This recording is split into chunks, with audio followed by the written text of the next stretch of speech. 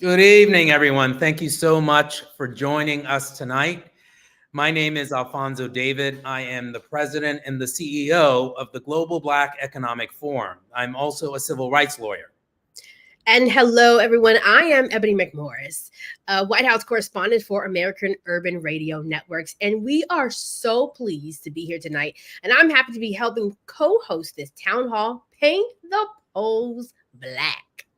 Yes, indeed. So several weeks ago, we launched this initiative, Paint the Polls, which is a voter awareness, voter registration, and voter mobilization initiative, and is being supported by the Sundial Group of companies, which includes Essence, the Global Black Economic Forum, Girls United, Afropunk, Refinery 29, BeautyCon, and the New Voices Foundation. And the goal here is to educate, mobilize, and register people to take action this November and into the future. We hosted our first town hall in the beginning of August, and now we are in October.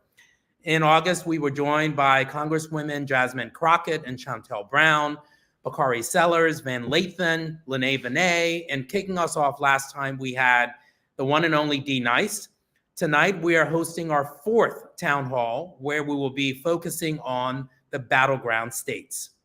So what does battleground states mean anyway, right? Well, tonight we're going to break it down for you, outline why these states are so important, and explain why you should even care if you don't live in one. But a few housekeeping rules, okay? This is a nonpartisan call focused on voter registration and mobilization. Further, this ain't no fundraising call, y'all. There are other events focused on fundraising. So put your wallet down right now. Now, we will be answering your questions. So please put your questions in the chat, and we'll try to answer as many as we can before the end of the town hall. And as we've done for every town hall, we really would like for you to see the link for voter registration and take action. If you have not registered to vote, please do. Go to Paint the Polls Black, please register to vote. Sit back and relax and enjoy this town hall. And as Ebony mentioned, we're going to start with a primer on what is a battleground state. Some of you may know, others may not. Now, the battleground state, the phrase battleground state is sort of synonymous with what some people call the swing state. Each major political party in the country there are many states, and it counts on winning those states in the November presidential election. But only a handful of states are really considered too close to call. Now, these battleground states, or swing states as they've been called, have populations that are really closely divided politically. Some have swung back and forth between Democratic and Republican candidates in recent years. There are battleground states where candidates will target with campaign visits or advertising or even staffing.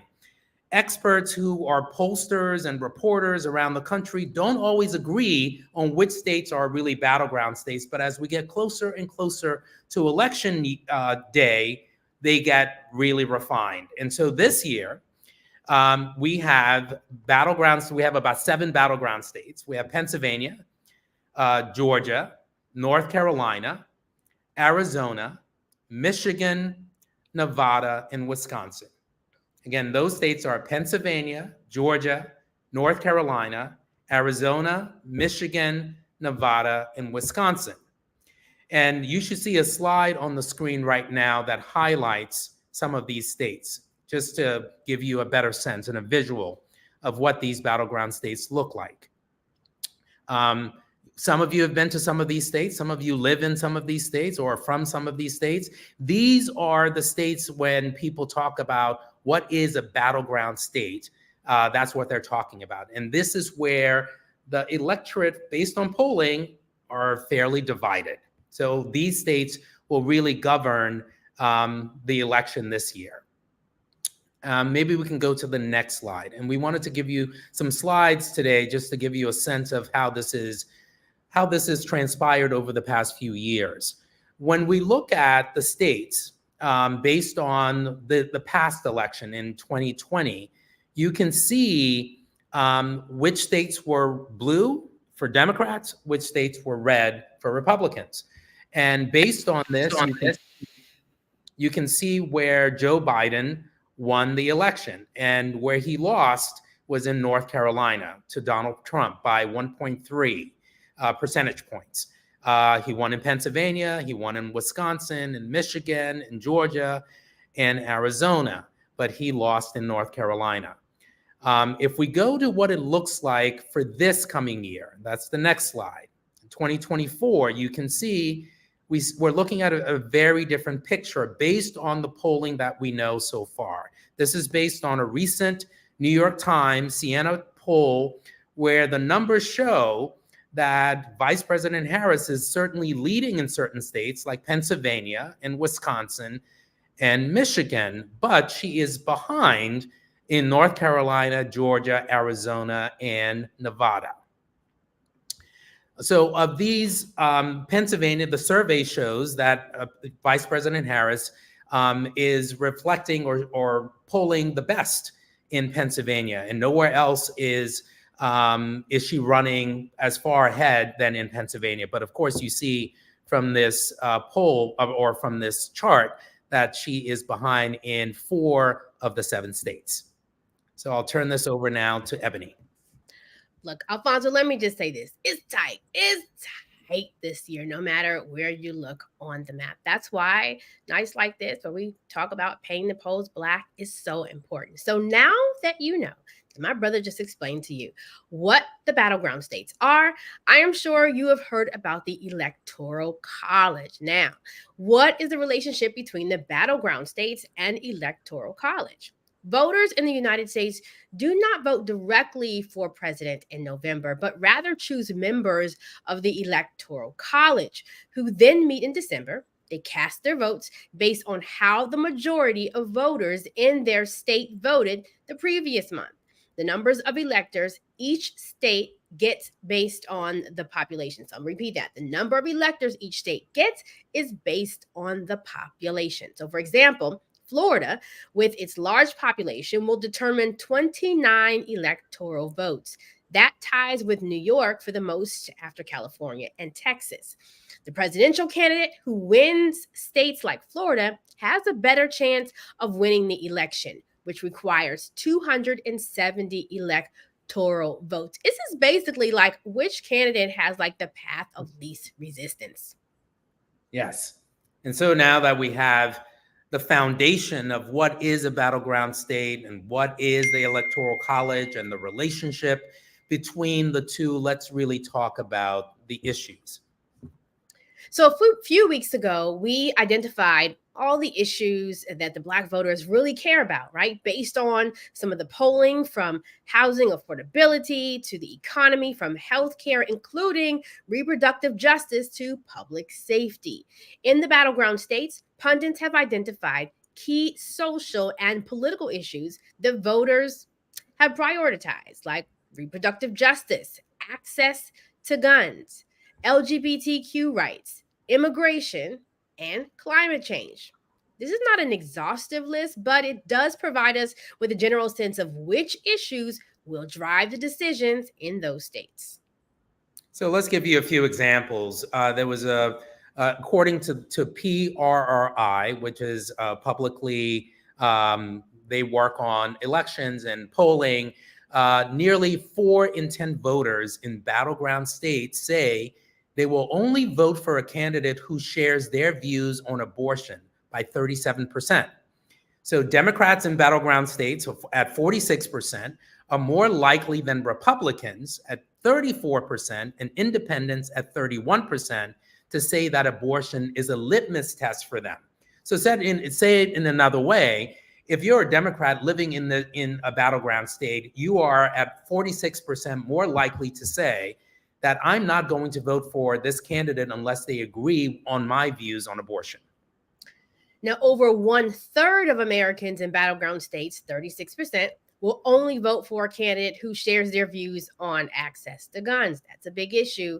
While there are no differences by gender or race or generation, Republicans, 44%, are more likely than Democrats, 38%, and independents at 30%, to see access to guns as a litmus test issue. And Alfonso, we see that and hear that all the time.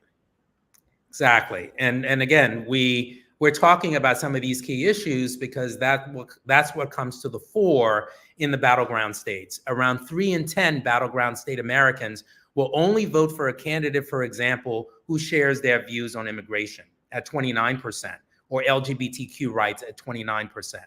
So if you break this down even further, Republicans in battleground states at 43%. So almost half, or yeah, almost half, are twice as likely as Democrats at 21% to vote for a candidate based on their stance on immigration. So that is incredibly important for folks who classify themselves as Republicans. A lot of Americans, as we look at these numbers, Alfonso, are really kind of one issue voters, right? It's just that one issue that brings them to the polls. Not everyone is like that, though. Now, 1/4 of Americans in battleground states would only vote for a candidate who shares their views on climate change. 26%. Republicans, 18%, are less likely to do so than independents, coming in at 25%. Democrats, 35%.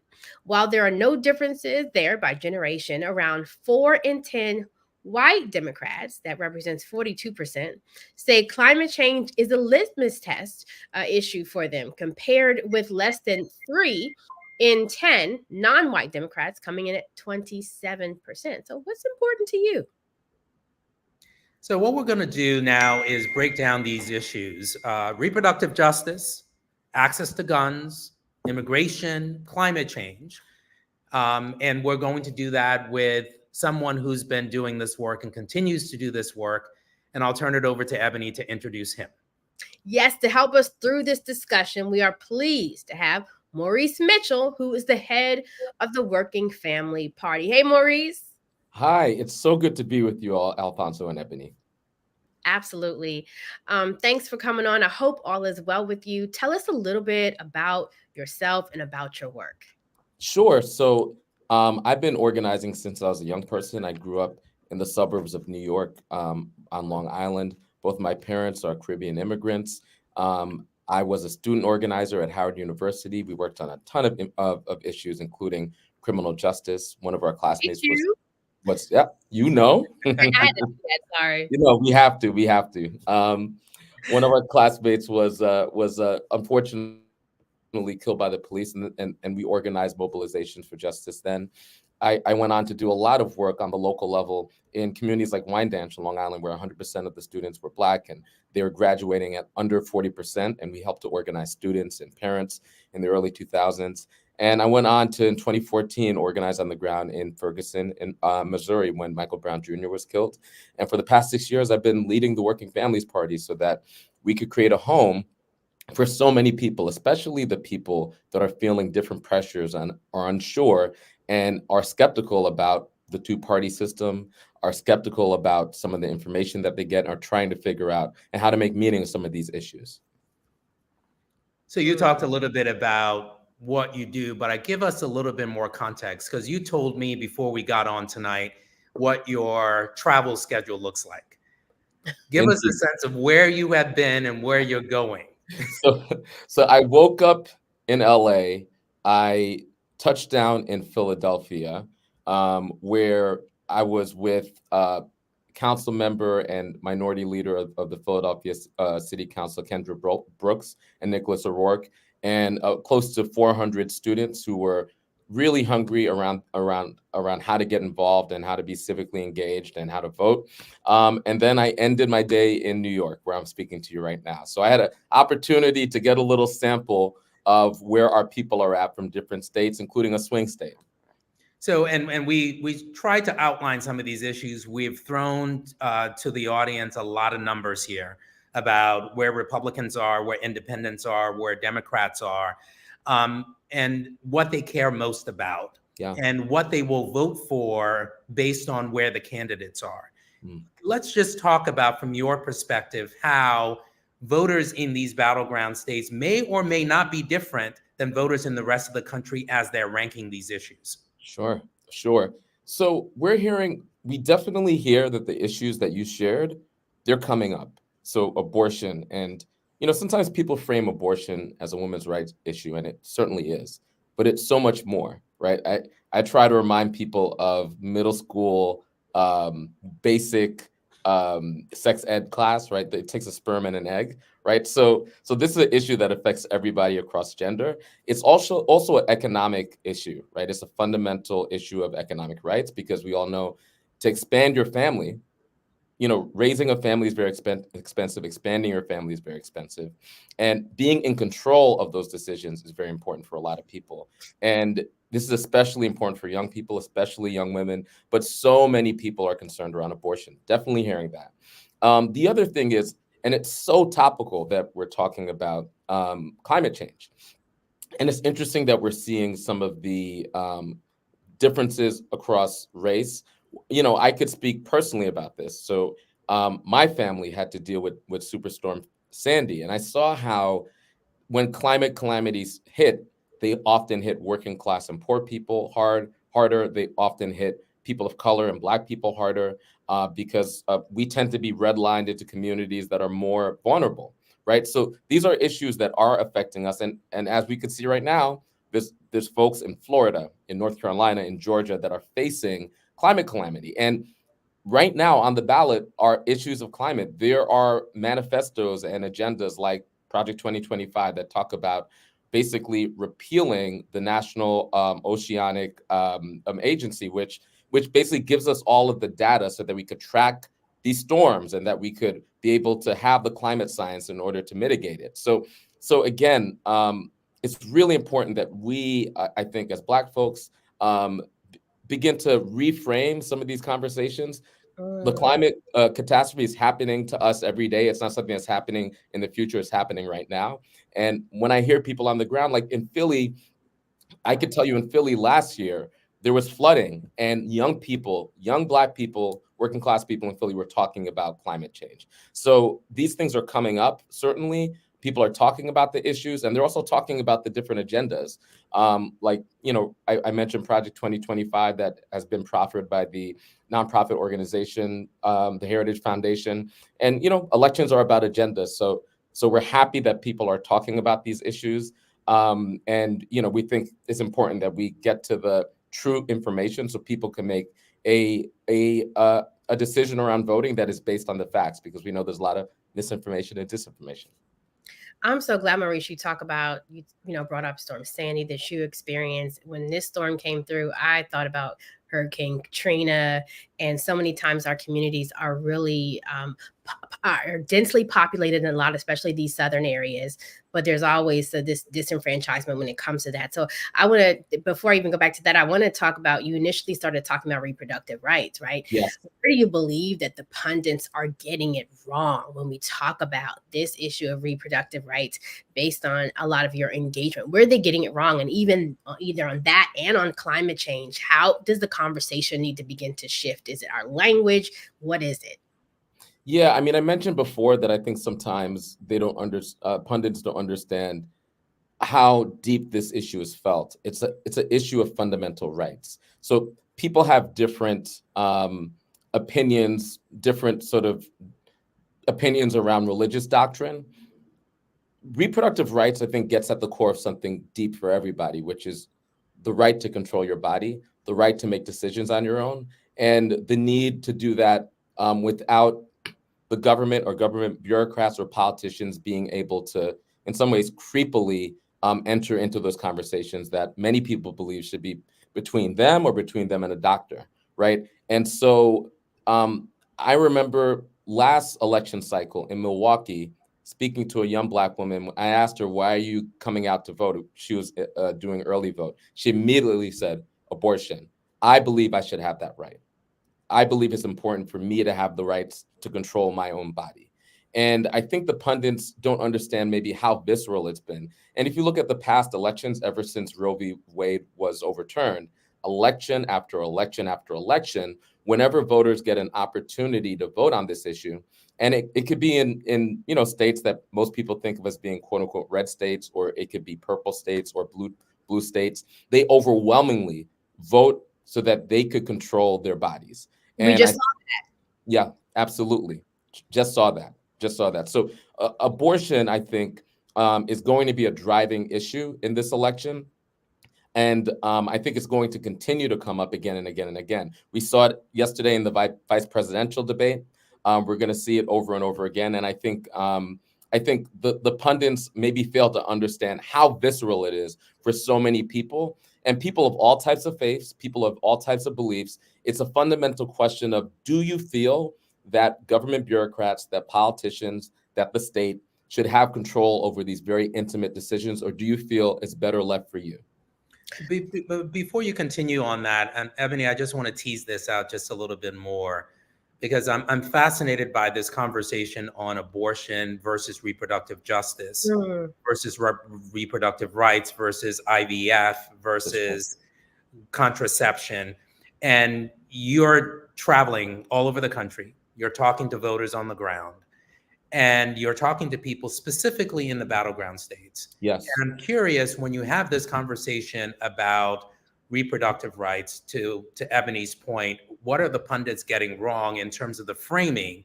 And then what are you hearing from people on the ground? Is it being framed through the lens of abortion, or is it being framed through the lens of reproductive justice or reproductive rights or something else? People have different entries into the conversation, and we do a lot of listening on the doors. So sometimes people, like that young woman, it was specifically around abortion and the fact that she felt that she should be able to have that right. I think there's other people, based on where they are in their journey and based on their what lens they're looking at. So sometimes I have conversations with people that are very disturbed by the idea that from contraception to questions around abortion to IVF, that the government should have anything to say about that. That should essentially be a conversation that's had personally in your family, or perhaps with the doctor, and your ability to be able to expand your family or not, your ability to be able to have children or not, should essentially, as an American, be something that is only a conversation that you have with the people you want, that you want to have it with. And the idea that we would set up a legal regime that would place the federal government inside of these conversations, I think, is very alarming to people. And we've seen with our own polls, it's very alarming to people across ideology and across party, right? And I think it speaks to a fundamental question that is at the core of what many people believe is the core of being an American: freedom. And people tend to want their freedoms and tend to feel very skeptical, or really want to push back on the idea that government should assume certain freedoms, and assume the responsibilities that they almost innately believe are theirs. And so I feel like this conversation around reproductive justice gets at the core of ideas that are so sacred, and so intimate to so many people. It really is disturbing that that government might be in some way encroaching on some of these very, very sacred and intimate conversations and ideas. And this is, again, across religion, across race, and across ideology. And I think it's going to continue to be a driving conversation and issue as we approach Election Day. I think that's interesting. And I want to ask you about access to guns, but even on the point that you said, I think that if we begin to switch up the language, this is forcing America to also talk about its history in ownership of Black bodies. And when we talk about that, it forces America to also have to deal with America's history of that.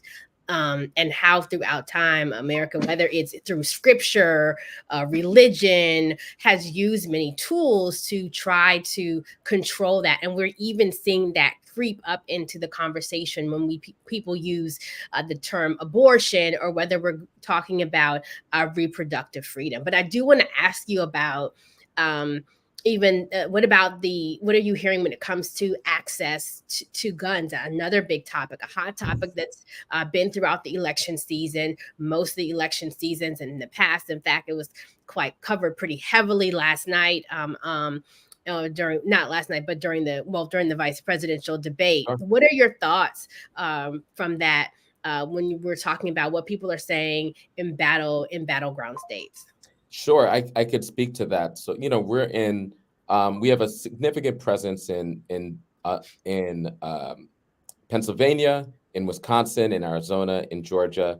And I just left Pennsylvania. We were with, like I said, hundreds of students who are either juniors or seniors, and they raised a range of issues. One of them was violence, right? And I think oftentimes, the reporting focuses on school shootings, which are real and problematic. But I think for many of our young people, their concern is the sort of intra-community violence that takes place day to day, especially in black communities that are often not as reported as the school shootings, which are, of course, serious.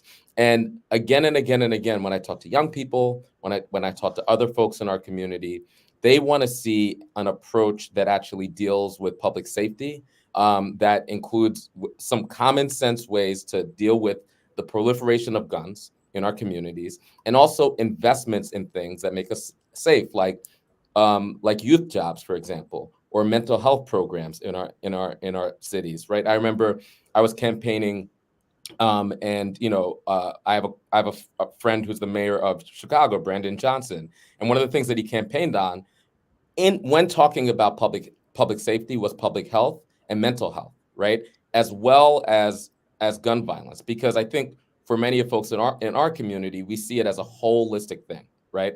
And we don't just think about public safety from the standpoint of policing.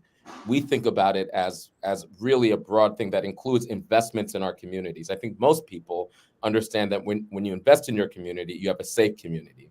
And when your community isn't invested in, when youth aren't invested in, when schools aren't invested in, if you don't have programs like Head Start to make sure that young people from the very beginning are getting a head start into education, we don't have those programs, and you don't have a vital economy, then you're creating the conditions for inter-community violence and crime. And so most of the folks that we talk to tend to understand that and believe that protections and common safe gun regulations is a piece of that puzzle.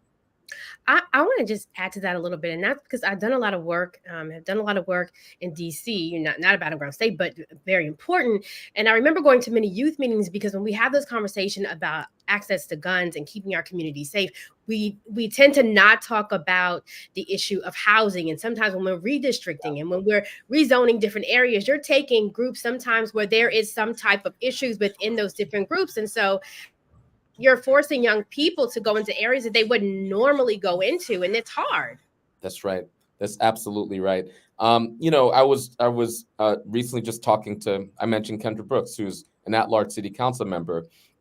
They've done an actually like a really great groundbreaking job in Philadelphia, this eviction diversion program, where landlords now need to negotiate with tenants before tenants are basically summarily evicted. And that's kept a lot of people in their homes. That's one of the policies, right, that when you're able to govern, when you elected officials that are responsive, you can begin to push back on some of these things that we're seeing.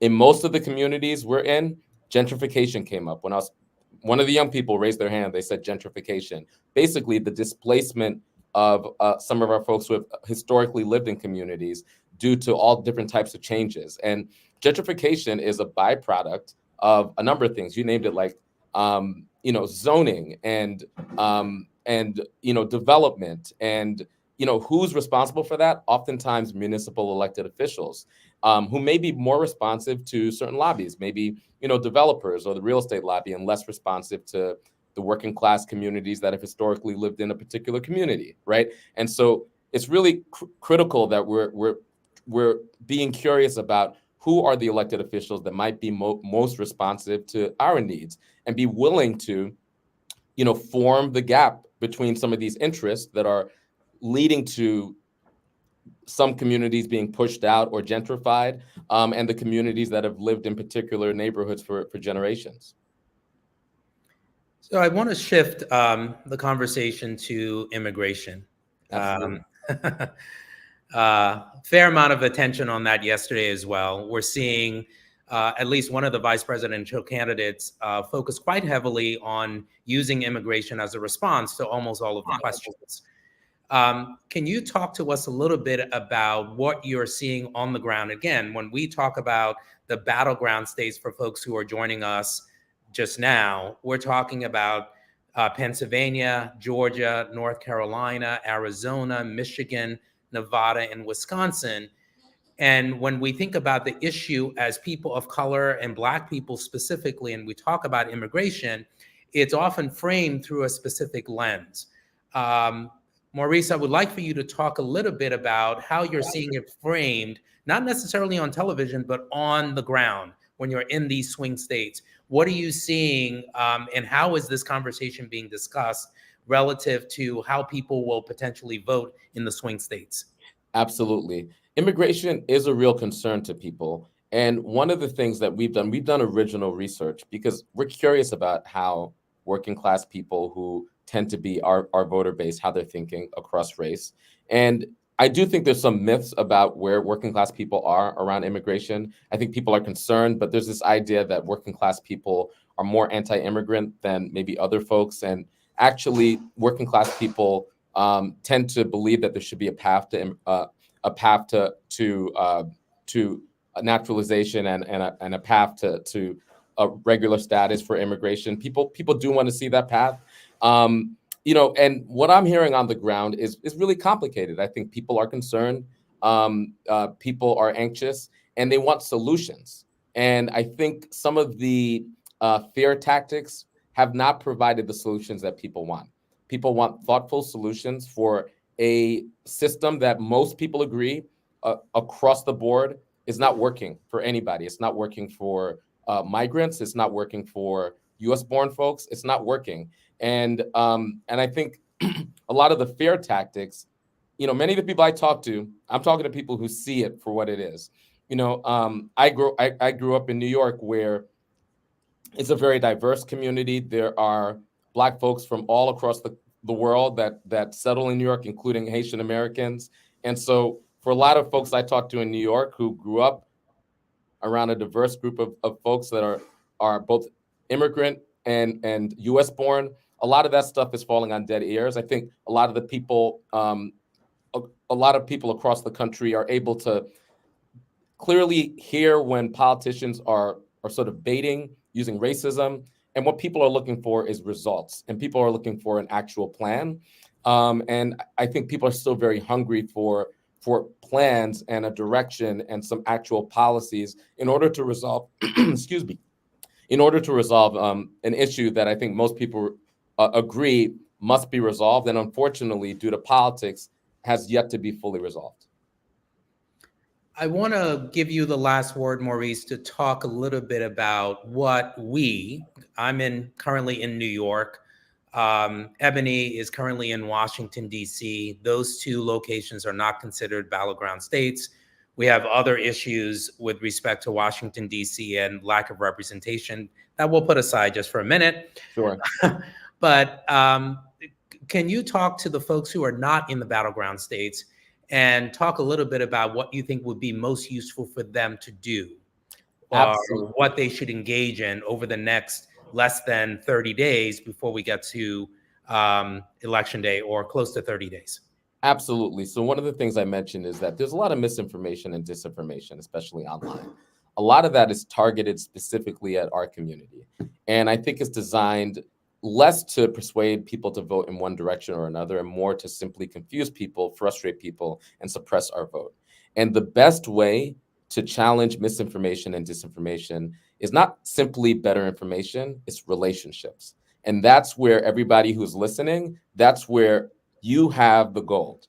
You have trusted relationships with your friends, with your family, with your coworkers. You likely know people in swing states.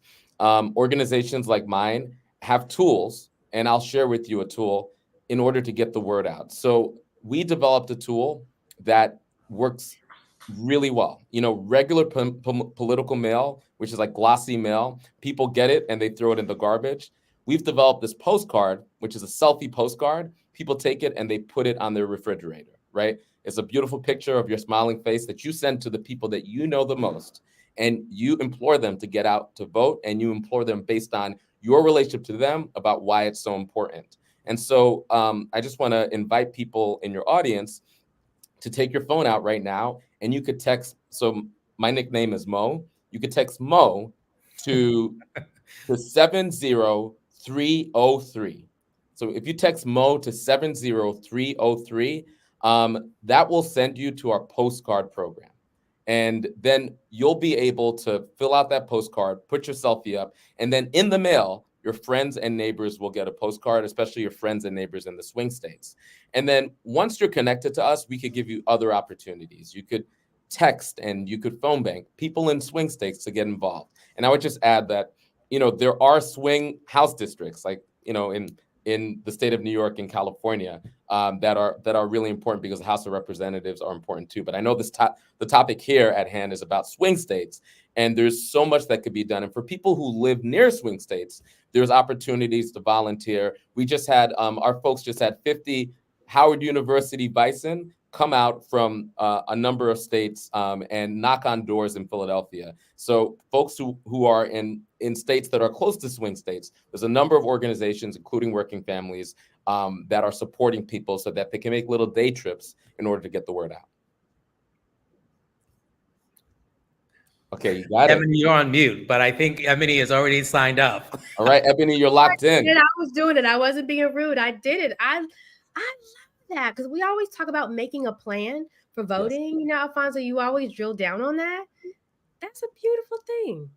Yeah. Thanks, Maurice. Absolutely. Maurice Mitchell, thank you. Tools so that they could empower themselves. Maurice Mitchell, thank you for all of the work that you're doing across the country. Maurice Mitchell is the head of the Working Families Party. Thank you for joining us tonight. It was good to be with both of you. Thank you. Thank you. Wow, that was so good. That was so good. We've got more. And there are so many people who are from battleground states. I'm not, but I got plenty of family in battleground states. And tonight we are pleased to have two elected officials who represent thousands of people from two of those states. Congresswoman Nikema Williams from the great state of Georgia, and Congresswoman Valerie Foushee from the great state of North Carolina. And let me just first say thank you to the work that you're doing, especially during these times that we are dealing with the hurricane. So we appreciate you taking time out to be with us today. Nikema Williams serves as the United States House of Representatives for Georgia's 5th congressional district. She is also chair of the Democratic Party of Georgia. Her district includes almost 3/4 of Atlanta. She was a member of the Georgia State Senate for the 39th district from 2017 to 2021. Williams served as one of the 16 electors for Georgia Electoral College following the 2020 United States presidential election. Valerie Foushee serves as the United States representative for North Carolina's 4th congressional district since 2023 as a member of the Democratic Party. Elected to the North Carolina House of Representatives for the 50th district in 2012, she was appointed to represent the 23rd senatorial district in 2013. Congresswoman Williams, Congresswoman Foushee, thank you so much for joining us. I want to start with Ebony's reference a few minutes ago to how you both are doing. Because yes, we are in an election cycle, but we also know that both of your states have been impacted by Hurricane Helene. So I want to just give you both a moment to talk about how you're doing, how things are going, and what your communities need. Maybe we can start with you, Congresswoman Williams. Thank you so much, Ebony, and thank you just for bringing us together in community, because especially when we're going through moments like this, it is important to know that we are not alone. So I am grateful for the acknowledgement of what we're dealing with. I know my sister up in North Carolina, you've seen all of the pictures of the horrific and catastrophic damage and the lives that were lost. So we are definitely centering them. We have the vice president here in Augusta, Georgia today. I was down in Augusta on Monday, and I got a call from a friend who I've known since our days in the Young Democrats, and they just needed water. And so we filled up as much as we could in the back of a truck and drove it down I-20. And then we realized that they also needed gas and power. So we've worked with our local utility administrators to make sure that we could get people that were medically fragile, get them generators, but we're going through a lot. So if you see things come across your timeline about donating to local relief efforts, y'all dig in, because these are times that we need to realize that we are all in this together. That hurricane didn't matter, Valerie, if we lived in Mississippi, Alabama, Georgia, North Carolina. It doesn't understand political boundaries. And these are times when we realize that we all have to come together and support each other. So thank you. No, absolutely. Congresswoman Fouché, how about you? I'm doing well. Thank you for asking. And again, thank you for having us here this evening. But certainly in the western part of North Carolina, what we've seen is, as you've heard it described, catastrophic. What we've seen in terms of people just being not just displaced, but many people missing. 77 confirmed dead in North Carolina, in the western part of our state. So, as you've heard, anything that we can do to help those people who have been impacted by this 1 in a 500-year storm is going to be greatly appreciated. As you've heard, people need water, people need shelter, they need food, they're without power. Just there are roads that are washed out. 400 roads in Western North Carolina are impassable. So, as you've heard, we're sending more than thoughts and prayers. We're sending everything we can to Western North Carolina. Happy to see that the president was here on the ground today and making sure that whatever is needed by way of federal funding is going to go to that area. Congresswoman Fouché, they have been calling this storm, hurricane, of biblical proportion. Yes.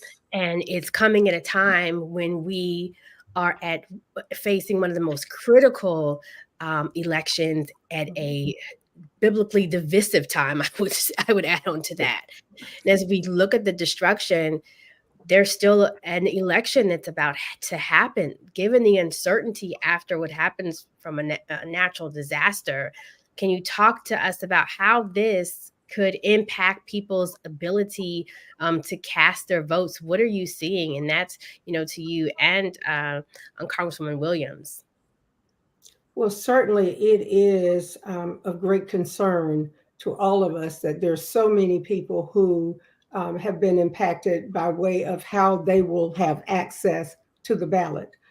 But again, our major concern right now is for the safety of these folk and for them to receive the resources that they need right now to just move on with their daily lives. Certainly, the Board of Elections is working on strategies to make sure that we can make the connections to ensure that all of these people who have been impacted will have access to the ballot box, and indeed that they will be able to vote and have their votes counted. But right now, our focus is on their safety and providing the resources that they need. And the same for you, Congresswoman Williams. But I will add on to that. Do you know at all? I've been reading a lot of articles. Is there even any idea or request to maybe even extend the date, extend voting dates? So what we know is that we are 33 days out from the election, and people that need relief, people that need support in the recovery efforts, they need to know that they can also cast their ballot, because these leaders that we vote for, they're going to decide what this recovery effort continues to look like and what funds are available. So as the recovery continues, we're looking and engaging with our colleagues and other federal stakeholders, from the Postal Service to the White House to FEMA, about funding and information sharing so that we can address any election disruptions that are caused by the hurricane. We dealt with this when we had Hurricane Michael come through the state, and we saw what happened in Southwest Georgia when people didn't have access to their normal polling locations. and we already have a delay in our mail system. And so the last day to register to vote in Georgia is next week, October 7th. So people who don't have power or the mail isn't being delivered, how are they going to make sure that they get their voter registration updated or get those registrations done in time and dropped in the mail? So these are things that we're addressing with our local officials, but also looking to see how do we make sure, looking down the road, polling locations that might have been damaged or might not even exist anymore, how do we make sure that voters who are still looking to engage in their democracy know where to go and when to go and what other provisions are put in place? So this is an ongoing conversation. I might be reaching out to you, Congresswoman, up in North Carolina, because I'm leading a letter so that we can get assistance, federal assistance to local election workers so that they can get poll workers in when they're making these adjustments and make sure that we're making all of the necessary federal provisions for this upcoming election. Absolutely. I would like to just add in really quickly that just for people who may be listening or watching, because we're seeing this happen in this battleground states that have been caught up in this hurricane, please be aware of misinformation and disinformation. Absolutely. You have to know that we're focusing on saving lives and so much that's going on. But we also know that people take opportunities like this to try to poison waters and get out disinformation, purposefully disinformation. Completely agree. And I think both Congresswomen, you've sort of talked about some of the real practical challenges that voters are going to be facing and people are going to be facing, put aside the election for a moment. But people are facing just in terms of life and death and finding their families and getting shelter and getting food. I want to talk about in this context, because we are talking about our future as well, right? We're talking about the future of Black people and brown people in this country. And if you could talk a little bit about Congresswoman Williams and then Congresswoman Fouché, about some of the critical issues that are being raised with you in your state, right? We spoke with the head of Working Families Party a few minutes ago about some of the general issues that are raised in battleground states, whether we're talking about reproductive justice, or we're talking about climate change, whether we're talking about the access to guns, or we're talking about immigration. And from your perspective, what are some of the salient critical issues that are being raised with you in your state? So I am so glad that you brought this up, because you hear the national pundits talk about these top issues. And then I talk to the people on the ground and I hear about the rising cost in housing and how people are sick and tired of just being able to get by and want an ability to get ahead. And the housing costs have skyrocketed, not just in my district and in the state of Georgia, but across the country. And then we're also doubling that with the rising cost of childcare. I have a 9-year-old who we toggle between two grandpas and aunties to figure it out. But everybody doesn't have that family support system for that additional childcare burden that is on us in these times. And so we've got to do something about that. And I hear it every day. But then also, Alfonso, I spent yesterday with the family of Amber Thurman, a young Georgia woman who should be alive and with us today. But because of our draconian abortion ban that was in effect 2 summers ago, which a judge just struck down this week, we're still waiting to see what happens. But it should not depend on what happens one day in a court. If you show up at a hospital and are able to get the reproductive health care that you need to save your life. And that is what happened to Amber Thurman. She is not with us because of a law that was put into place in the summer of 2022. And I sat with her mom and her sisters yesterday, and we talked about her 8-year-old son, Messiah. And I was in tears thinking about my own Carter cakes and what so many other women are facing in this country right now. And so I heard Maurice say that a young woman came up to him and said that she's voting for abortion access. And so many people, not just women, not just men, not Democrats or Republicans, because this issue transcends partisanship. So many people are voting for their reproductive freedom because it impacts so many other things in your life, including your ability just to be alive. So I am hearing about it at every front. I was on the campus of Morehouse College today with the cast of A Different World, reminding young people about getting out to vote and what was important to them. And you hear it all, but people are afraid for their future and they're voting for their futures. How about you, Congresswoman Fouché? What are the critical issues you're hearing about in North Carolina, given, of course, that you're still struggling with recovery from the hurricane? What are you hearing in your state? Certainly, I am hearing the same things that you've heard from Congresswoman Williams. People are concerned about the rising cost of housing and certainly childcare. I just introduced a bill not too long ago that will address funding for childcare such that it is more accessible. But we're also hearing, along with the whole notion of protecting our freedoms, and certainly the freedom to have control of our bodies is one of those. But I am also hearing, even at this moment, the freedom to have access to the ballot box. That is still a real issue here in North Carolina, which is one of the most gerrymandered states in this union. So the ability to understand that you will have unfettered access to the ballot boxes is a real issue here. And so folk want to make sure that their rights are protected to vote, to have the opportunity to choose who represents them. In a gerrymandered state such as North Carolina, the elected officials are choosing who gets to vote for them and not the other way around. So we're still fighting those issues here. And I'm hoping that in the next Congress, we will pass the John Lewis Voting Right Advancement Act. We need to make sure that we do that. Fundamentally, we know that every American should have the right to unfettered access to the ballot box. And so that is still a real issue here. So basically, fundamentally, our rights to determine what we do with our bodies, our right to choose who represents us, and to be able, as you heard Congresswoman Williams say, to not just get by, but to get ahead.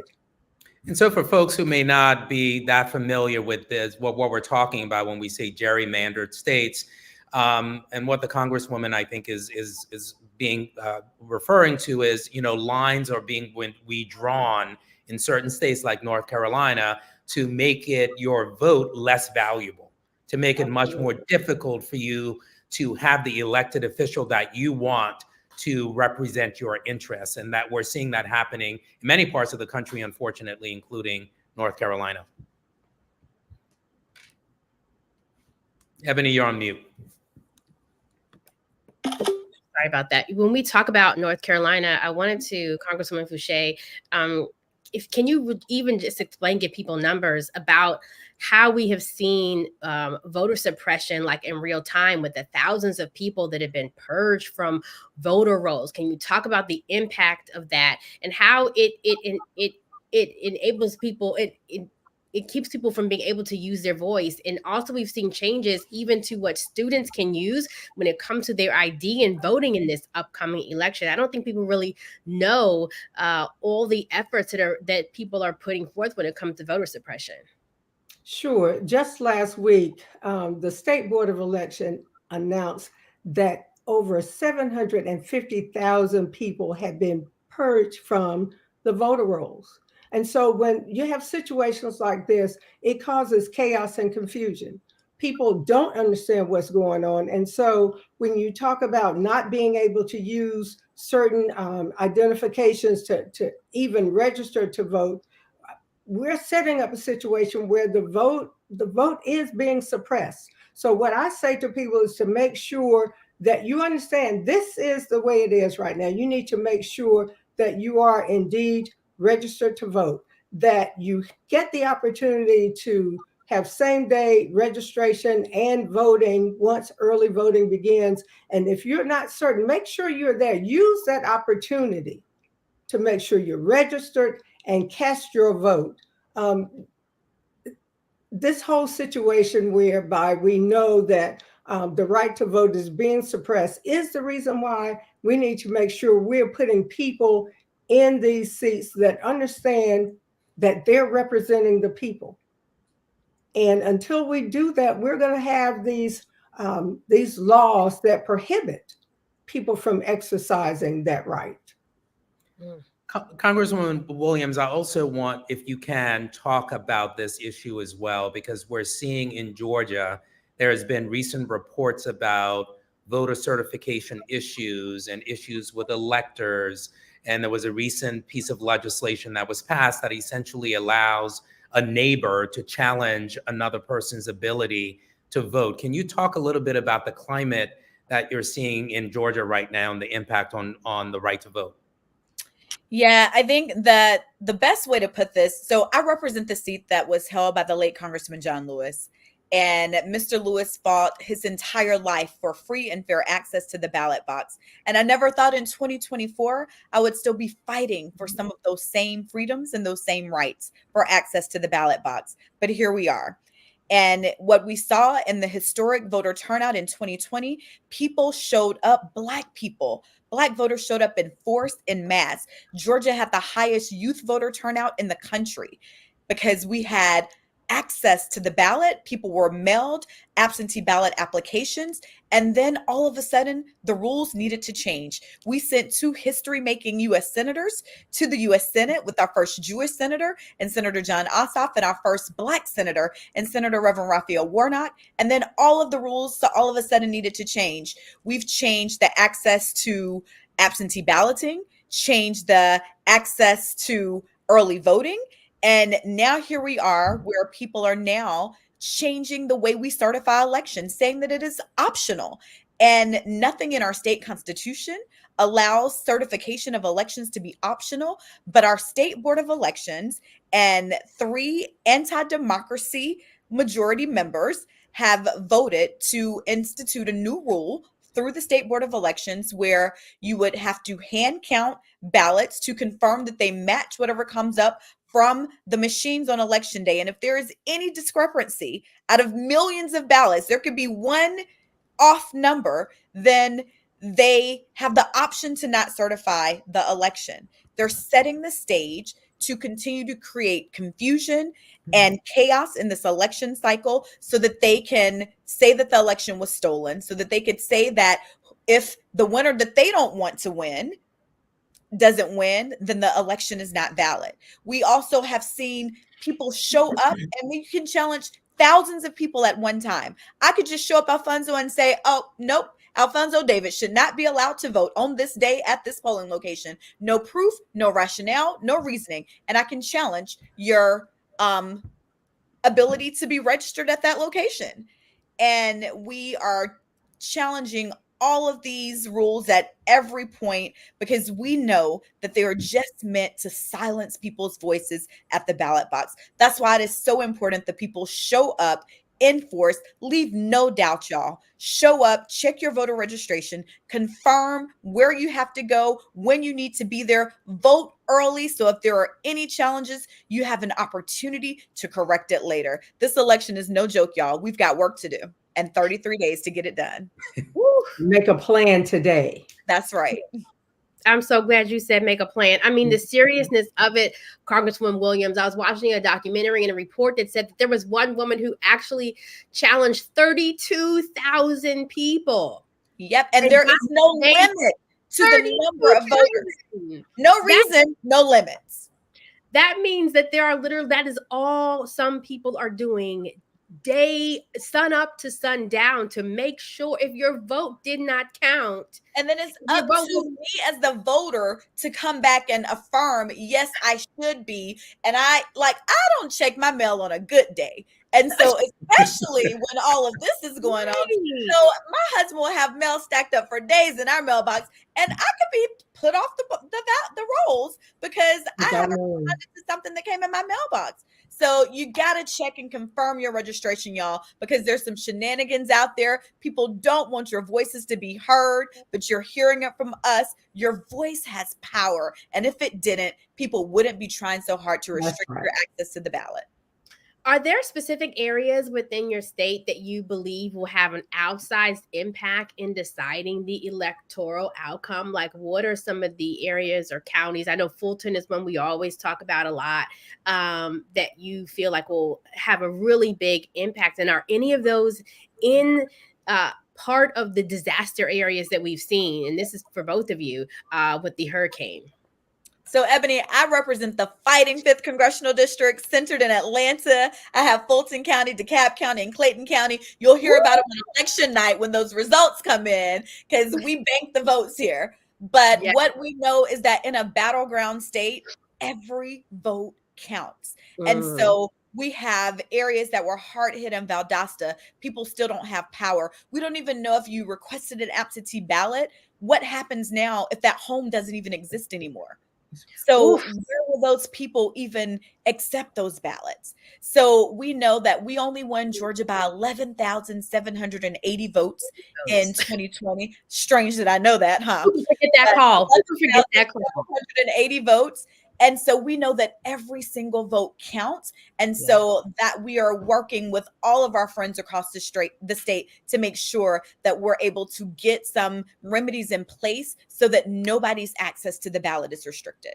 And my district, the 4th district, is solidly blue. And our plan is to make sure we run up the numbers as high as we can and to help folk in other areas that can be very impactful, particularly the Charlotte-Mecklenburg area, where Representative Adams represents, to make sure that we're getting the maximum out of what we're getting in those areas where we can run up the numbers to make sure that North Carolina does deliver, particularly for the Black and brown voters in our state. We're running it up. We're doing the numbers, and we're working in rural areas. Now, those areas that were impacted by the storm is not where we'll get the bulk of our votes, but certainly, as you've heard, every vote counts. We know that we need to make sure that every eligible voter gets the access to the ballot box, that those votes are cast, and that we run up the numbers to make sure there is no doubt to what the numbers are when they're being counted. So, Congresswoman, as we wind down our time, we do have a question. Well, we had a few questions come in, but there's one question that I think we have that's been raised a few times, and the question is this. With significant infrastructure damage and supply chain challenges after Hurricane Helene, do you think we should consider or reconsider the temporary Jones Act waiver to ensure relief supplies and fuel can reach impacted areas more quickly? I know this has been a conversation that folks have had over the number of years. I know there was conversations about that when a hurricane hit Puerto Rico, for example. So the question for either of you, whether or not this is something that we should be reconsidering at this moment.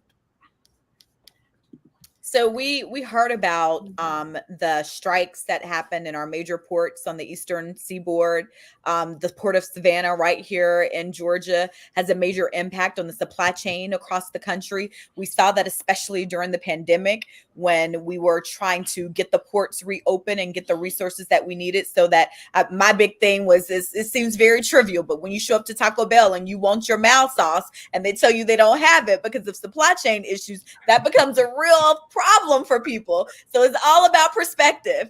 But in these times when we need to make sure our president has the ability to make decisions that impact the American people. And so as we're continuing to see how we get the resources from FEMA and from the federal government to recover from this hurricane and then it's also colliding with this port strike, then we need to make sure that we are giving our president the ability to make the decisions that are needed to take care of us domestically so that we don't run into some of these major supply chain issues. I agree 100%. Thank you. Thank you both. And last words, please let us know what you need. Please there are thousands of people that will see this video, and I want to make sure you have an opportunity to speak to not only the folks in your district, in your state, but the folks all across the country. So Congresswoman Fouché, we'll start with you, and then we'll end with you, Congresswoman Williams. I would just ask that people take the opportunity to donate wherever they can to any group that they know is legitimate, that is working to make sure that we're getting the resources to these impacted areas, because we know that these people are not just without food and water, they're without shelter. They're without the ability to make contact with their family members. They're without the ability to move from point A to point B in some situations. So, whatever you can do to offer help, we would certainly appreciate it. And thank you for the opportunity to share. You're welcome. Congresswoman Williams. So first and foremost, please continue to give to local organizations that are helping people on the ground as we continue to recover. And then looking towards November 5th, y'all, we have 33 days. You might not live in a battleground state, but you know somebody who does. And so your voice has power. You have influence over your friends and your associates. So reach out to people to make sure that they have a plan to vote. Make a plan, y'all. You don't know what might happen between now and November 5th. So check your voter registration. Make sure that you're registered. Make sure you know what to do when early voting starts. And then call some of your friends and remind them what's at stake in this election. Our freedoms are on the ballot, y'all. It's up to us. Call all of your friends. That's right. Even some people you might not like, because guess what? Their vote or lack of vote will influence you and what happens in your life. Call everybody. Congresswoman Nikema Williams from the state of Georgia, Congresswoman Valerie Fouché from the state of North Carolina. Thank you for all of your work. Thank you for joining us tonight, and prayers to all of your friends, your family, everyone in your state. Thank you again for joining us. Thank Thank you. Thank you so much. Alfonso, what if I got a text that said, girl, I don't even like you, but I just want to make sure you vote. I don't even like you, but I do want to make sure that your soul goes right and your vote goes right. But anyway, so look, we've spent time this evening with the head of a political and community organization, working with voters on the ground, and from 2 elected officials from battleground states. And to close out the evening, we got a special guest, the one and only Mr. Don Lemon, who will provide us with his perspective on battleground states and what this topic should mean to you. As you all know, hello, Mr. Don Lemon. Look, all you got to do is tell people, hello, Ebony McMorris, is that they need Jesus. And that I've written all about it. So if you have a hater or someone you don't like, you have to read my book, and it'll give you the game plan, right? To call people you don't like. And you know what? I have to say that Congresswoman Williams really took my line about why, because I've been hearing, and we're going to talk about this, I'm sure, Alfonso. Well, I don't live in a swing state. I don't live in a battleground state. So what does it really matter to me? Why does my vote? You know someone who does. You have influence. You're on text messages. You talk to people all the time. You have family members, I'm sure. You have classmates. You have people, friends who are in battleground states. And you affect other people. You're connected, whether you realize it or not. Just think about this. Just think about all the folks who were, all the women that I want to talk about later, who gave birth in fields. You know what I'm talking about? Mm-hmm. Right? In the field.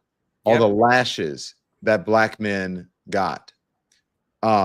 Women didn't have bodily autonomy, especially Black women. Black women had no kind of bodily, and not just over their sexual organs, but just over their entire body. There was a point when Black men did not have bodily autonomy. Now, if you had said, you know what, my vote doesn't matter, or the way I feel about slavery, or any of this stuff, it doesn't matter because it's not going to affect me, where would we be today? So that's it. Good evening, everybody. I'm coming in hot. You're coming in hot. Down with black. Yeah. Well, for folks who may not know you, let's do a formal introduction for folks here. Don Lemon, for folks who may not know, is a television journalist. He has worked all across the spectrum, from CNN to NBC. He is a recipient of the Edward Murrow Award. He's also received 3 Emmys for his journalism over the past several years. More than that. Yeah, more than 3. Emmys. Yeah. He currently anchors the Don Lemon Show, which you all can watch on YouTube. And as a part of his show, he has also traveled the country to many of these battleground states. And he also found some time to write another book, which I think you just saw. I Was Once Lost, which was recently published by Hatchet Book Group. So Don, thank you again for joining us. Thank you, Alfonso. I'm sorry for coming in hot, guys, but I'm really, really motivated about this election, and especially considering what just happened today with Jack Smith, right, trying to overturn this immunity thing. It is important for us to get there to make sure that we have the right people in place, especially on the Supreme Court, so that we all have equal justice and equal rights under our Constitution here in the United States. Let's start with that book that you just yes, sir. I want to make sure we create this through line for people who are watching. You've published a book, or worked with a publisher to publish this book, but you did it during an election year, during an election season. Why? Well, Why? I mean, because you might say I'm crazy. I did it honestly. I started writing this book in 2022. And then I put it down after I was let go from CNN. I put it down for the summer, and then I picked it back up. And it became a much more personal book and very relatable to what's going on in the country. The book is not just about religion. It's about rights. It's about freedoms. It's about politics. It's about a woman's right to choose for reproductive freedom. It's about Black men being marginalized. Sorry, I don't know why these things keep doing this. About Black men being marginalized, about women being marginalized, about Native Americans, and on, everything that's happening in the zeitgeist.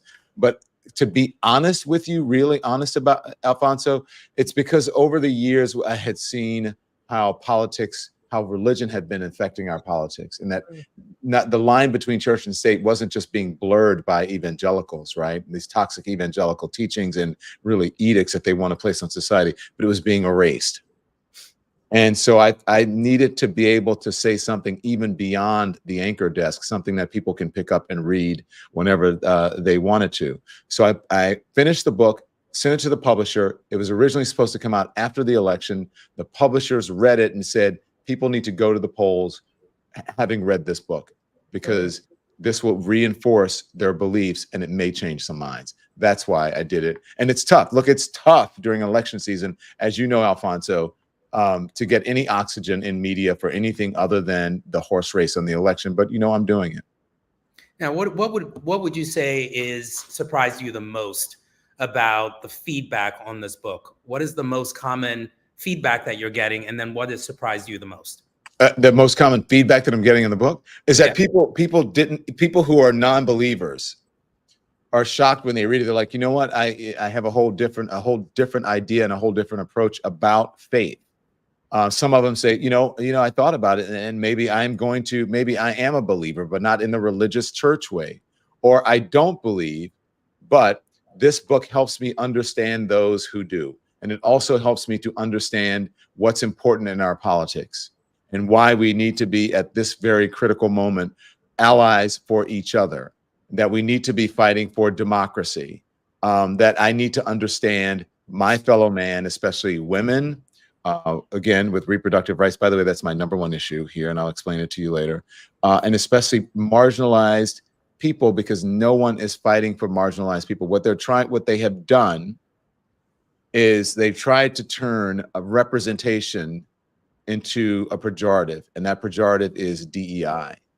For us, DEI means representation, right? In all forms, in all different places. And so there's like, well, now representation has become DEI, which has become like a bad word, and has been co-opted by the right and by bigots and racists. But people are understanding that from reading the book. I want to ask you really quickly on the book. How transparent do you really get in this book? A lot. Ask about what? I'll tell you. How transparent on what? When it comes to what you thought before, like, I've loved watching you on CNN all the time. And I remember when you would have people coming in and they would throw out these questions about faith and about religion to you, or about sexuality. And I know sometimes being on broadcast TV, sometimes you can't say what you always want to say. So are you like laying it on the line, what you wanted to say on set, but you like, I got my own show. I say what I want to say, when I want to say it, how I want to say it. Yes, if you watch the Don Lemon show, you will get that. And this is two things. I'll tell you. The interesting thing is that I started the show just by doing sort of big interviews. Remember, I started with Elon Musk, and then D.L. Hughley and Monique, and on and on and on. And so and then I realized, you know what? I'm not speaking to the subscriber and the viewers. I'm basically doing having a similar approach as when I was in cable news with no.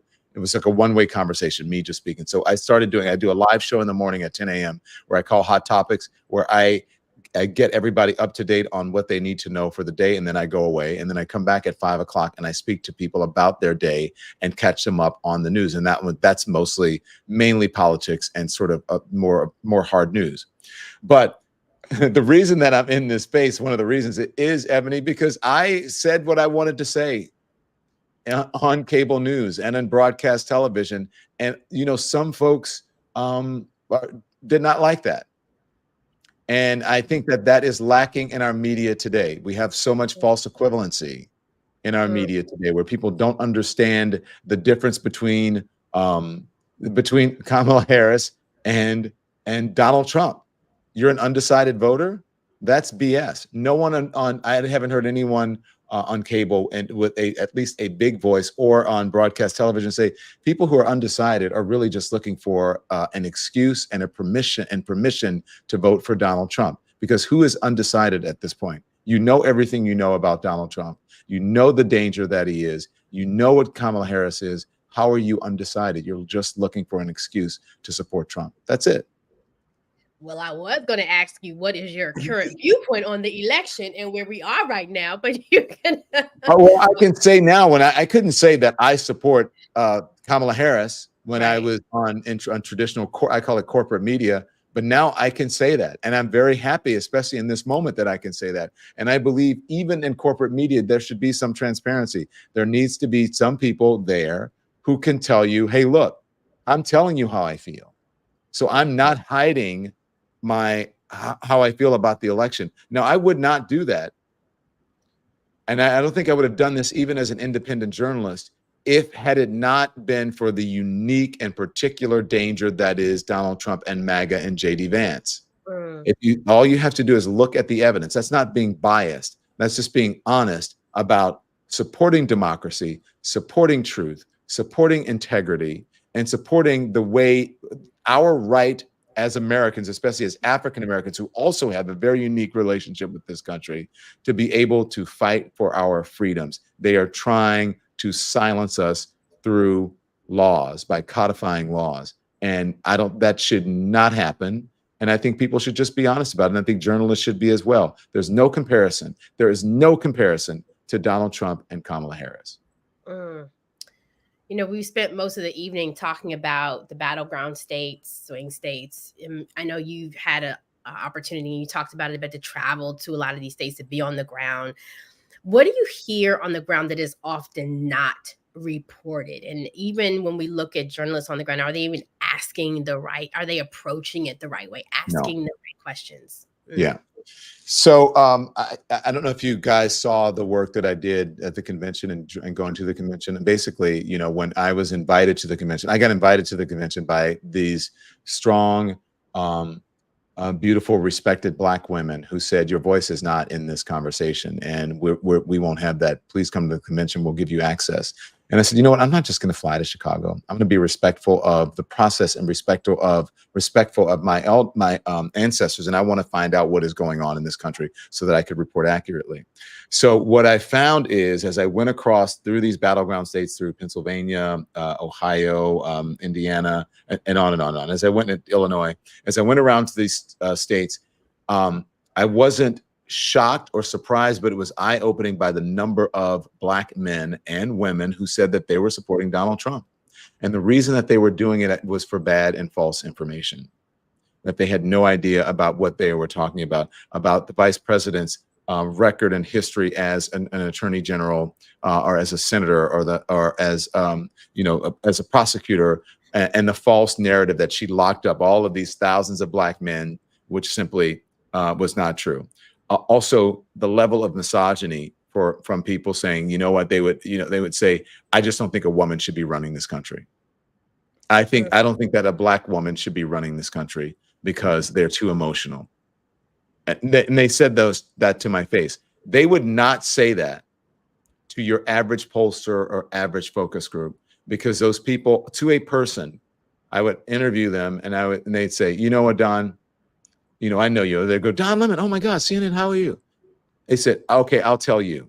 But they're not going to open up to someone they don't know. They're not going to open up to Frank Luntz. They don't know Frank Luntz, right? They're not going to open up pretty much for someone that they have never seen before and they have no connection to. They said, you feel like a part of my family because you were in my living room for so long. So they were very candid and open to me about, I don't really care about pronouns, Don. And quite frankly, I know that you're a member of the LGBTQ community. I don't really care so much about that. What I care about is that prices are really high, gas prices are really high, and I feel like under Trump that it was better. So then I would have to explain to them how the economy was better, how inflation was coming down, how the feds would soon be lowering interest rates because inflation is coming down. And so I had to educate them. Some of them believe it now. Some of the things that I told them have come true. Gas prices have come down since the convention, since I went across the country. Interest rates have come down. And so the Harris-Biden economic plan is working. It just needs some time. And what they didn't realize is that the reason that we were in this place economically was because of the poor handling of the pandemic under the previous administration, and that we are still in the previous administration's tax plan until 2025. They didn't understand those things. Yeah. Also, if I can just give me a second, they, Donald Trump gave me a stimulus check. He's for the people. He's for the Black folks. When I had to explain to them that check did not come from Donald Trump, it came from Nancy Pelosi and a Democratic Congress. And the check was actually held up because Donald Trump wanted to put his name on it. And also Joe Biden gave you a stimulus check as well. And they're like, well, his name wasn't on it. I said, yeah, because it said the federal government, and his ego isn't so big that he has to put his name on it. So I had to explain, we have to educate our brothers and sisters. And that's why, getting back to, if you're not in a battleground state, it is important for you to inform those who are in battleground states who may not know these things that we're saying, because we're all connected. I saw that interview you did with that young man. It was hilarious because he was like, what? He was one of many, I got to tell you. And so, that was over a month ago. When was the convention? Ebony Alfonso? It was, shucks, it was I lost track of time. August? Yeah. And so here we are in October, right? And finally, just last week or either earlier in the week, I see a panel on Morning Joe talking about the things that I reported on during the convention that really people were like, oh, come on, that's not going to happen. The focus groups, the polling is not showing that. Historically, people don't do like that. And I'm like, all you have to do is get on the ground and talk to folks, right? Instead of like sitting, on shiny desks with TV lights and cameras, and you'll find out exactly what's happening. You need gumshoe reporting, and you have to have your ear to the ground. So, Don, how do you envision that we address the misinformation that is informing, unfortunately, so many people and their opinions about the election? I know you've sort of referenced we have to make sure we engage and educate people. But how do you think we do that at scale? Well, I tell you who did a really good job and who's doing a good job of it, that I think that can be replicated by us in our personal lives.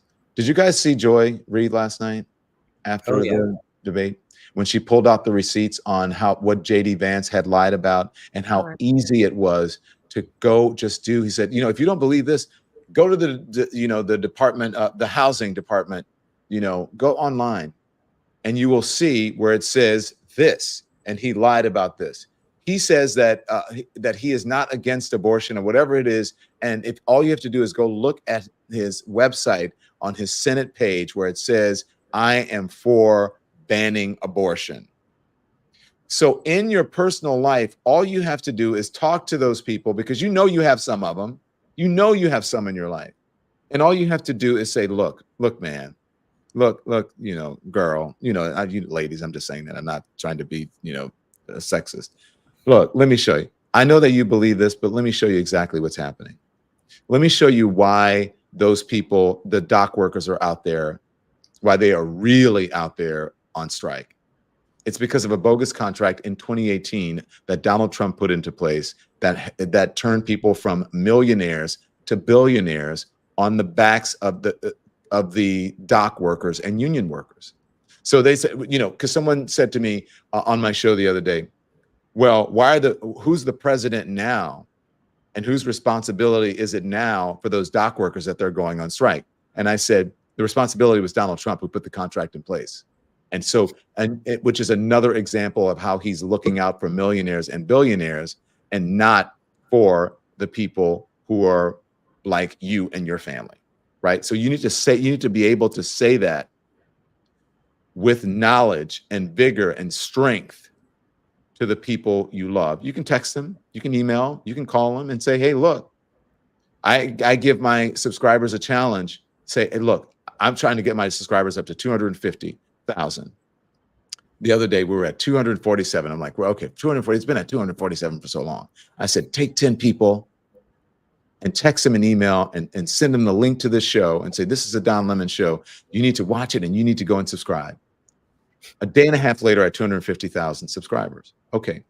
So, which is, a feat for the short time that the Don Lemon Show has been streaming on YouTube. This is just on YouTube. This doesn't include Spotify and all that stuff. This is just for the YouTube channel.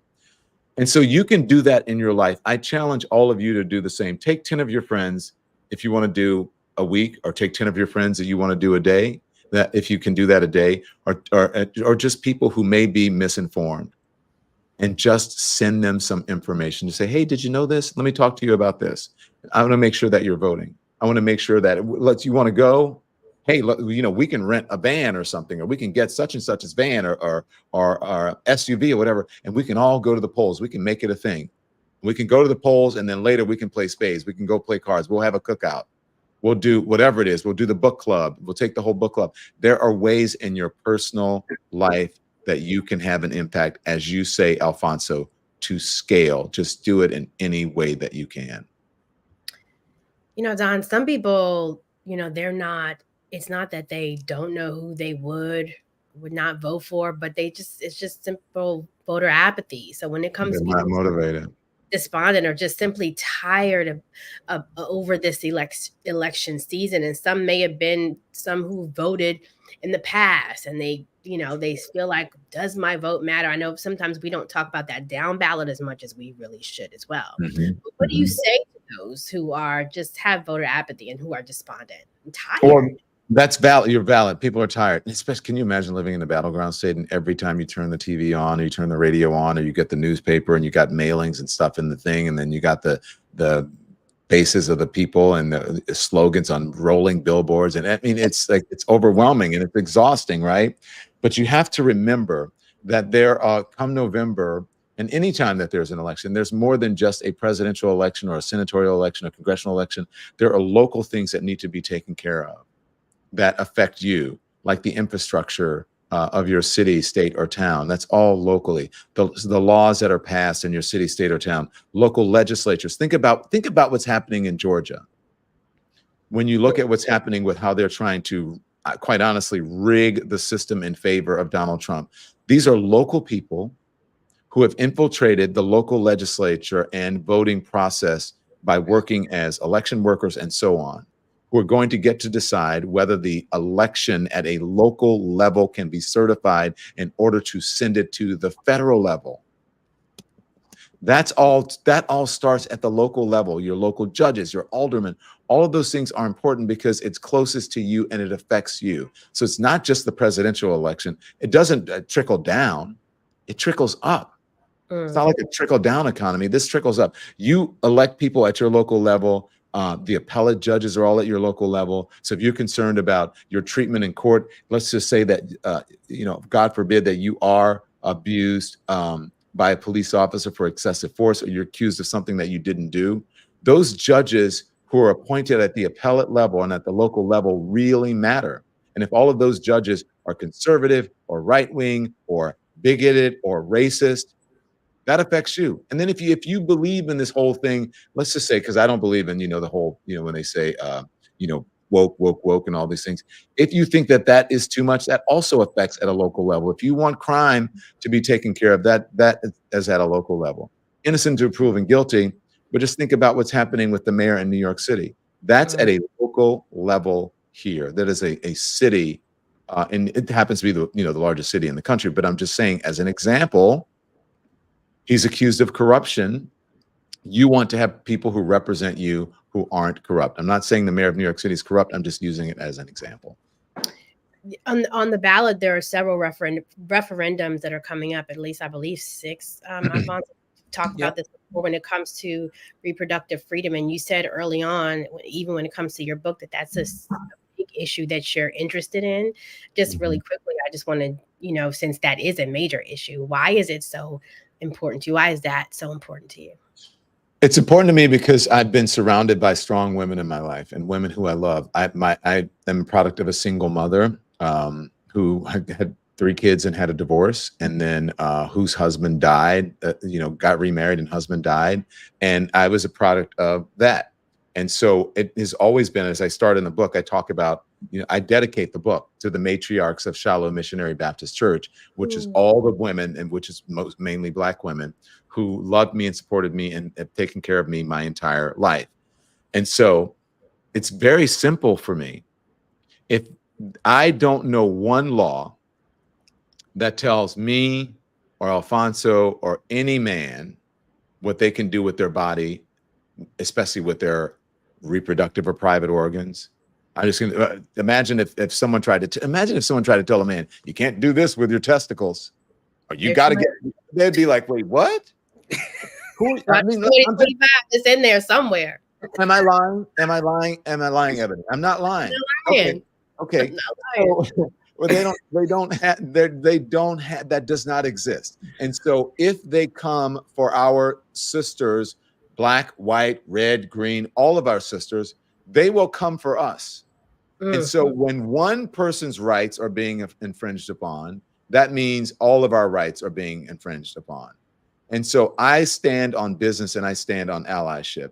And then there's also a story in the book. I don't know how much time we have. I wish I could read it if it's a short passage, if you will allow me.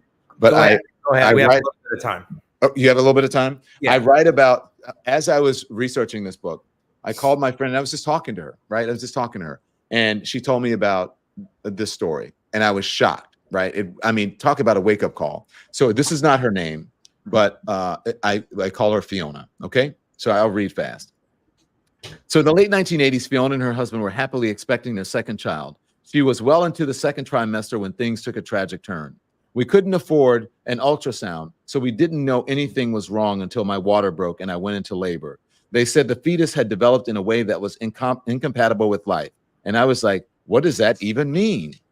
Basically, the organs were growing outside its body. My husband was crying. I was in a lot of pain and scared shitless, at risk of sepsis, and no one was helping me.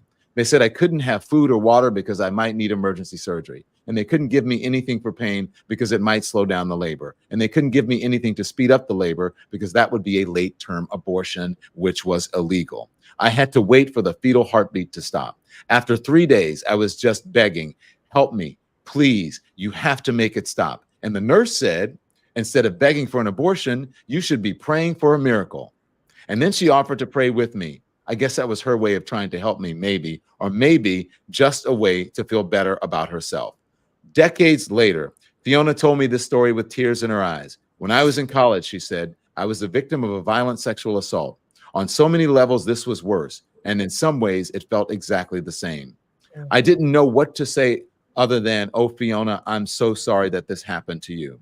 30 years, and it's no better, she said. It's actually worse. Women will suffer and die over this. I asked her if the experience had had any effect on her faith, and she said, you can't blame God, but my faith in people certainly went to hell. I haven't been back to church since then. I was a Republican before. Now I'm independent. I will never again vote against a woman's right to make private medical decisions. It's about so much more than abortion, and it's so not how the pro-life movement sold it to us. Oof. That is what we need to know. And there are other instances in this book, just by researching it, that I came across that are pertinent to the election and why you need to be on the side of democracy. It's about the Supreme Court in November. Do not get it twisted. Mr. Don Lemon, thank you, thank you for carving out some time. I Television once was lost. author. I once was lost. My Search for God in America. Thank you. It's from, Amazing Grace. It's where it's from. Yeah. You know. Thank you so much for joining us, Don. Thank you. Love you guys. I really appreciate it. It was an honor. You're welcome. Oh, that was good. That was good. a lot. Yeah. So before we close our program tonight, we want to just take a moment to remind you folks about registering to vote. The deadlines for most states is between 15 and 29 days before Election Day. That means you have a few days, and at most, you have until Monday. There are very few states that will allow you to register a week before the election. So please register to vote. We have been doing this now for a few weeks, and we want to make sure that you register to vote. If you don't know what the deadlines are for registering to vote, you can go to vote.org, voter registration deadlines. It has all of the states. It has the deadlines for registering to vote. Please make sure that you register to vote. And as we close, I want to just thank all of our speakers who joined us this evening. They took the time out of their schedules to provide us with the information to make sure that we're informed about this election. Our right to vote is incredibly important. It's sacred, in fact. We have our ancestors that died for us to have the right to vote, and we need to exercise that right. Otherwise, someone else is voting against your interests, potentially. So I want to thank the Sundial Group of Companies, which includes Essence, the Global Black Economic Forum, Girls United, Afropunk, Refinery 29, BeautyCon, and the New Voices Foundation for helping to once again support this town hall. I really enjoyed doing this with you on our first time, Alfonso. Let me just first say that this has been a joy to hear all the information. Look, everyone, the stakes are high. You've heard it over and over. Make a plan.